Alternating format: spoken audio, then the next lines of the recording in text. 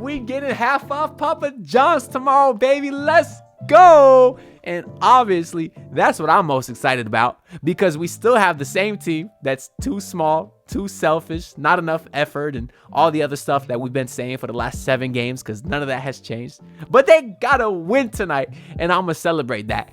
But for real, I'm not gonna do the whole hater thing today because while a lot of those problems still exist, a win is a win, and it is hard to get a win in this league. So I'm not one that ever likes to speak negative when you do come away with a win. Now, not saying that all the problems are fixed. That's why I just want to put this into perspective. But it is nice to see them play amazing tonight, and I really hope that this can kind of carry forward for the rest of the season. Now, the most crazy thing about this game is that actually it's my second time talking about it. I just got done off this very YouTube channel right here where I did an hour, it was a 58-minute long live stream where I talked about the entire game, had a ton of viewers in there, had a ton of comments that I answered, and I kind of wanted to make this post-game video reaction also to let y'all know that if you didn't see the stream, you could go check it out. And the reason I wanted to let people know too is because if you go to my channel and click on videos, it doesn't actually show in the videos tab. You have to click on live, and then it shows all the lives that I did. Just wanted to make that known because I know for majority of this season, I've been coming on my channel doing video reactions to the games.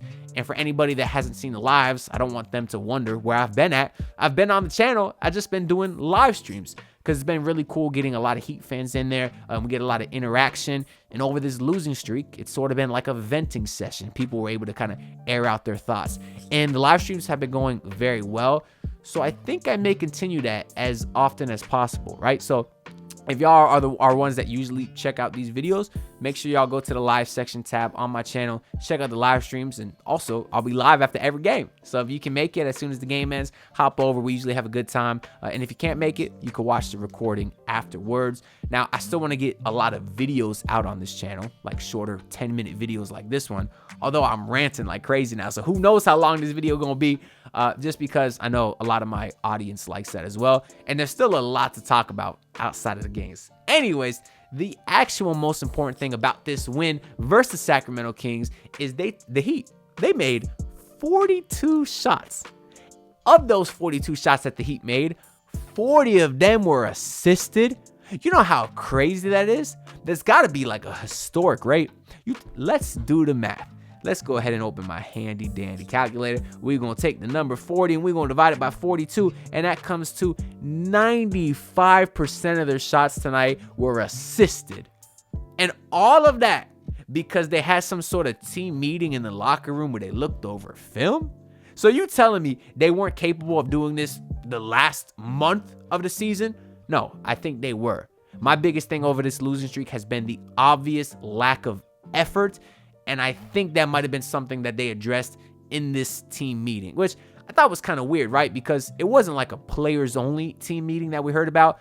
They just said it was like a film session, right? And don't they do a film session like every week or during practice? I don't exactly know how that works, but you did hear some quotes like from Caleb and Bam. They said everyone was vulnerable. Things that needed to be said were said. So maybe it was a little extra than just your typical film session. Or maybe someone pulled a Mario Chalmers and told the rest of the team that they've been playing like some B words. I cursed on the live stream. I don't know if I should curse over here because we got the ads on it and we monetize it and all that stuff. But if y'all didn't hear Mario Chalmers on the OGs podcast with Mike Miller and Udonis Haslam, when Mario Chalmers revealed that when him and LeBron got into it, it's because he didn't call LeBron a B word. He said he was playing like a B word.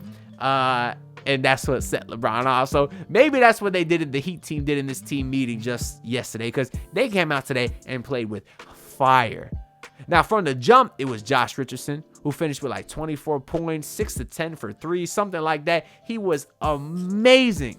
And Josh Richardson has been getting a lot of hate because Heat fans think that he's ass, I guess. Heat fans were treating him like he was Kyle Lowry.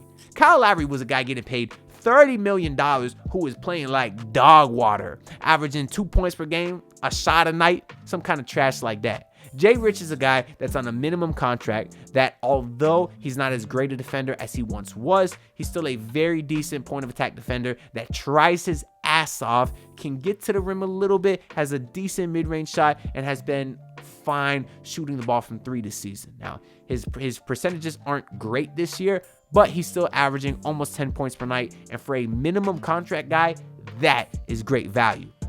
Now, the other guy that kind of got the heat going tonight was Jimmy Butler, who was aggressive.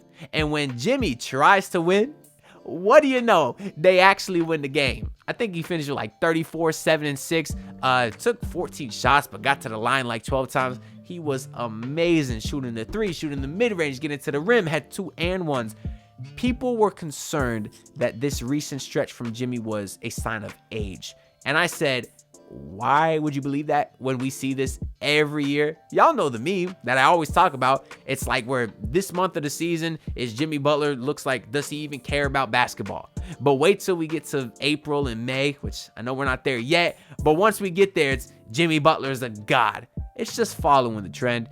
Jimmy will try when he needs to. And although I don't think he's tried enough this year, because he should have tried after they lost the first 2 games of this losing streak, and it took him 5 games before he really started acting like he cared, it still shows that Jimmy Butler is one of the best players in this league when he's engaged.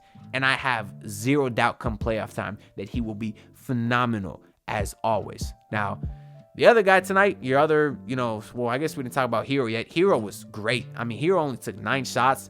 And for me to say that Hero was great and only took 9 shots, that's something that we never said before, and that's a sign of development. I think Hero only had 14 points, but 8 rebounds, 8 assists. He was moving the ball. He had a phenomenal no-look dime to Bam running down the lane. He had another lob to Bam later in the game that was such a bad lob. It was a Mario Chalmers-esque lob where he threw that thing to the moon, but Bam still got up, got it, slammed that thing down. So Tyler was in his bag tonight, stuff in the stat sheet, and I think that's when this Heat team is at his best, when he can play like that. Now, is he capable of playing like that on a consistent basis? I don't know, but I don't feel like he was chucking tonight, which is when I do feel like he does hurt the team. So I do think Tyler Hero was very great tonight, although he was only 4 for 9. Now, Bam Adebayo, he got his rebounds. He finished with close to 19 points or something like that, but he still isn't as efficient as you'd hope. Still missing a lot of those bunnies that he used to make, a lot of those mid-range shots. He's been very poor shooting the mid-range shots this month. Now, he started the season on fire. I was saying that he was Chris Bosh-esque from the mid-range, and then he kind of tailed off a bit. The thing about Bam that's frustrating is we went from saying, oh, we need Bam to take more jump shots, to now we're saying, Bam, you don't have to only take jump shots, because now that's all that he's doing. And it's a little frustrating because, yeah, Sabonis is bigger than him and stronger, and we see Sabonis take advantage of that, right? He was kind of bullying Bam. Obviously, Sabonis had a great night, but at the same time, you could see Bam do the opposite. Bam is much faster than Sabonis. You wish you could see Bam take advantage of that on the offensive end, kind of face up, jab step, blow past Sabonis and get a couple dunks. We didn't see much of that from Bam, and we usually don't when he plays against these slower centers. And that's something that's a little bit discouraging for me. But something that was encouraging tonight was Scary Terry, who was 1 for 8, but had 10 assists. So we got to feel good about that. And the reason that I do love that is because I think that the sign of a great player is when they are not scoring the ball, they are still active in other ways. That's what we just said about Tyler Hero. And that's what we're talking about with Terry Rozier tonight. He couldn't find his shot. He's had trouble finding his shot really since he's been here the last few games. Now, he was decent last game, but the other 3 games, 4 including tonight, he hasn't been great. But he still had the 10 assists, was finding Jimmy backdoor, had Bam on a couple pick and rolls. So I really, really like what I've seen from Terry Rozier today. And overall, it's just such a breath of fresh air compared to what we were seeing from Kyle Lowry, who can't even get to the rim.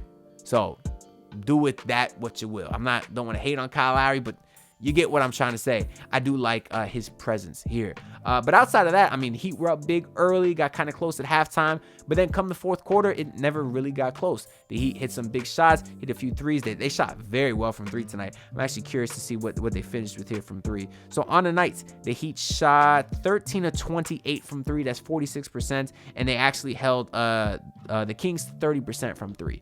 Which is something, the Heat's 3-point defense has been terrible of late. So this was a very, very nice change of pace. And then late in the fourth quarter, you had Jay Rich with an incredible block, glassed the dude, dumbass ref called goaltending, and Spo went out there doing this, and he was getting the whole crowd hyped, getting for the review, and of course the Heat won that review and kind of never really looked back. So it was an exciting win. I said thank God when the buzzer sounded, because we all know that we needed that dub. And their next game, as I pull up the schedule here, is on Friday versus the Washington Wizards, and Lord help me if they undo all the great work they did today and lose to the Washington Wizards.